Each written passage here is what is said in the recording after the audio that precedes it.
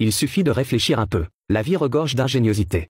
1. Passer une clé sur un anneau. Abîme toujours les ongles. Avec un simple morceau de paille, on ajoute une clé en une seconde. Simple et rapide. 2. Visser une vis à bois directement. Est souvent difficile, parce que la résistance est forte. Il suffit de frotter un peu de savon à côté de la vis, et elle se visse beaucoup plus facilement. En plus elle rouille moins. 3. Une clé plate ordinaire n'attrape pas toujours bien l'écrou. On peut fixer une petite vis dessus avec du ruban, et cela devient bien plus pratique. 4. En insérant un morceau de carton rectangulaire dans un mixeur, on obtient un véritable souffleur, avec un débit fort ou faible. Très pratique. 5. Fixer une clé sur une borne métallique. Brancher un fil et poser une gaine thermorétractable. La chauffer pour qu'elle se resserre. Permet de faire une connexion d'urgence. 6. Si vous perdez votre clé, couper un morceau d'épingle. Peut servir pour ouvrir le verrou en dépannage. Mais ne l'utilisez jamais à mauvais escient. 7. Prendre une baguette de soudure. La planter dans une planche comme ceci. Coller du papier abrasif sur les deux faces. Et un excellent affûteur est prêt.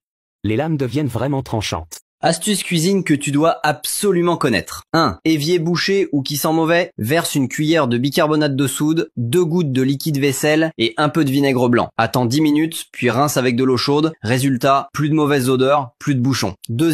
Tu mixes de la viande, recouvre-la d'un sac plastique avant de refermer le couvercle. Le hachoir reste propre et pas besoin de frotter. Et pour le nettoyer, mets du savon et de l'eau chaude, remets le sac et fais-le tourner, c'est propre en 10 secondes. 3.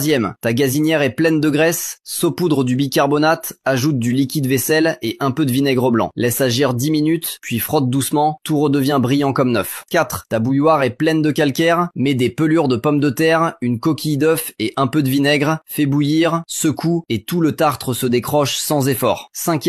Ton couteau ne coupe plus, saupoudre un peu de sel, ajoute du vinaigre et frotte avec une pomme de terre, un coup de rinçage et il redevient tranchant comme au premier jour. 6. Ta planche à découper est noire ou moisie. Verse de l'eau bouillante, ajoute du bicarbonate, du vinaigre blanc, puis du sel, frotte avec une éponge, résultat, comme neuve. Il suffit de mettre des bâtons de cannelle dans du vinaigre, et soudain, tout le monde qui entre chez vous vous demandera quel est votre secret. À première vue, cela... Mon grand-père de 115 ans m'a appris cette technique de menuiserie.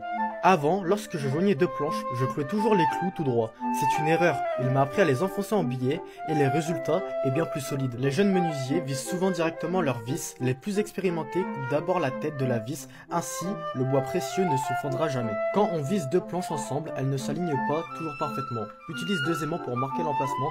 Cela rendra le montage plus rapide et plus précis.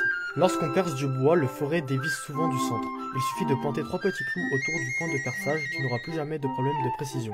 Quand le bois reste coincé dans le forêt, il suffit de visser une vis dans le bois, elle poussera un morceau coincé vers l'extérieur. Les post-it sont un outil secret pour mesurer les bords du bois, c'est plus pratique qu'un mètre ruban et c'est l'un de ses secrets d'efficacité. Bloque une règle sur le bord de la table, fais tourner la baguette pour tracer une ligne droite et tu trouveras facilement son centre. C'est une astuce vraiment ingénieuse.